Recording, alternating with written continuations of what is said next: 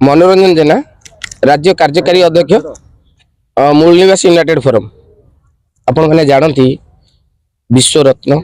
महान समाज संस्कारक दार्शनिक बुद्धिसत्व आधुनिक भारत निर्माता जन शिल्पीकार नारी समाज मुक्तिदाता एवं दलित समाज त्राणकर्ता संविधान प्रणेता बाबा साहेब डॉक्टर बी.आर. आंबेडकर देशर शासन प्रशासन चली एवं से महापुरुष को गत 17 तारिख संसद भितर नीति एवं दयारु जी केन्द्र में गृहमंत्री होती जड़े सांसद हो पार्टी अमित शाह तांको फैशन कहवा एवं तत्सहित आंबेडकर आंबेडकर आंबेडकर 6 तरक तात्सल्य करवा यह समस्त भारतवासी को दुख देती एवं दलित समाज को मत आघात देती। तेणु ये अमित शाह आहरी कहले जे आंबेडकर नाम जगार जदि भगवान को नाम नि जाता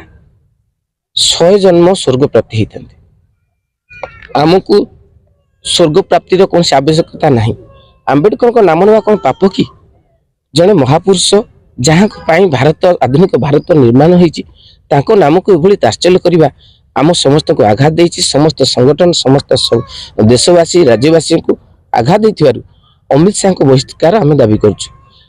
भारत वर्ष रे संविधान रे आमको मौलिक अधिकार दिया जाइछि। संविधान रे आमको समानता स्वतंत्रता भातृत्व बंधुता न्याय समस्त जिनिस बाबा साहेब आंबेडकर भरपूर कर देइछन्ति जहाँ को कार्यकारी कले जड़े मानववाद जड़े राष्ट्रवाद समाजवाद गणतांत्रिक मूल्यबोध आसीपर किंतु सरकार राष्ट्रायत्त उद्योग को बिक्री कर दे बेकारी वृद्धि करछन्ति जाति नाम रे दंगा करछन्ति धर्म नाम रे विविधता सृष्टि करछन्ति एवं सांप्रदायिकता सृष्टि करबा सह एबे गरीब लोकंकर जो मौलिक अधिकार लुटी नउछन्ति एवं गणतांत्रिक अधिकार को राजनीतिक अधिकार को ईवीएम जरिया लुट करछन्ति। तेणु स्वर्ग प्रकृत में ये मर्त्य अच्छी किंतु अमित शाह जदि स्वर्ग प्राप्ति होबार आवश्यकता अच्छी से जापरती किंतु बाबा साहेब को ये तात्सल्य करवा कौन भारतवासी सब यहाँ बर्दाश्त करेंगे ना से जी 198टी देश में जहाँ को प्रतिमूर्ति को सम्मान दि जाऊँगी असम्मान कराई माने नाम पटियाल कोर्ट में मामला रुजु हो सारी 112/24 केस होती मामला हो महामहिम राष्ट्रपति महोदया